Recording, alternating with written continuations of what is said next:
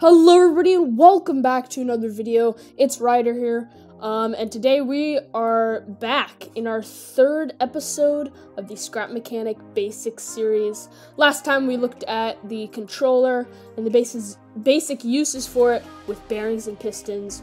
We even made a working sequencing door.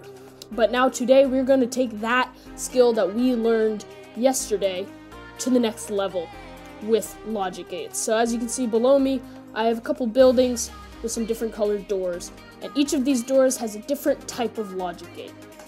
There are 6 types of logic gates, which I'm going to be going over, and how they work on different doors, so you get the basic idea. So let's get right into this. So let's just go over the logic in our handy manual. So over here, they allow you to create logic-based solutions. Pretty self-explanatory. The logic block is a powerful block that allows you to program in physical form. Follow these steps to learn a basic setup for opening a door, which we're going to do. But you can see here, it allows you to have multiple triggers port into the same controller, which is really helpful for two-sided doors, as you can see, and more complicated creations. So if we look in a logic gate, here it is, we have basic and inverted. So AND is our first basic, and it's active if all the link triggers are active, which I have over here. So let me just show you how you can set up an AND gate with a door. So as you can see, I have my bearings connected to my controller, which we learned in the last episode, and I have 3 switches. Now what you're going to want to do is you're going to drag or wire all of your triggers that you want to the one logic gate. Of all these 3 switches to this logic gate, and then the logic gate goes to the controller. So it's a port that transforms all these into one controller. Now this is set on AND, so if all of these are active or turned on, the door will open. So let's test it, and I have this set already to work, and if you don't know how to do that, go check out the last episode where I tell you all about that. So let's just try this. Door doesn't open, door doesn't open, door opens. So as you can see, the logic gate lights up once active. See, I need all of these on. Doesn't matter the combination for AND, you just need all of them on. Now let's go to the next one, and the next one is the OR gate. And this is active if any of the link triggers are active. It doesn't matter which amount.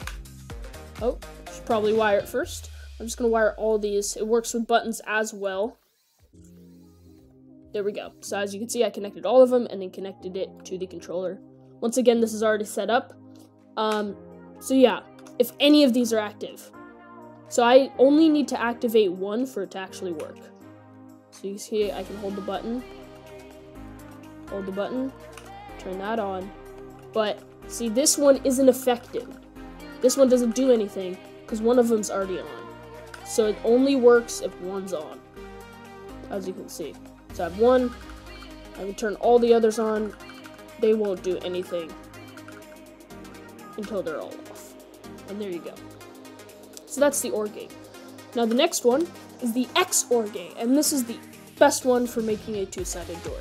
So this is active if only one of the link triggers are active. So one or the other.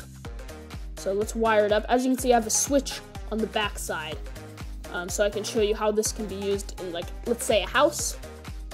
So one of them's active. One's turned on, but since 2 doesn't activate because only one can be active. So I'll show you how this works for a two-sided door. So we turn it on, or we open the door, go through, and close it on the other side, because now 2 of these are active. 2 switches are active, so it turns it off. When I unclick this one, that one's still active out there, so it opens. And that's how you make a simple two-sided door.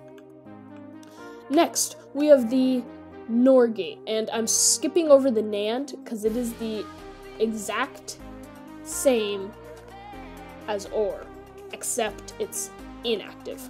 So the OR, over here, we looked at how only one works.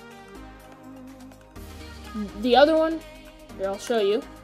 The other one's the exact opposite, and that is if any of them are inactive. So you can see this button's still inactive when I hold it, as you can see, but here's a better example. So any of them are inactive. So it's the opposite of the OR, so I didn't make a separate door for that.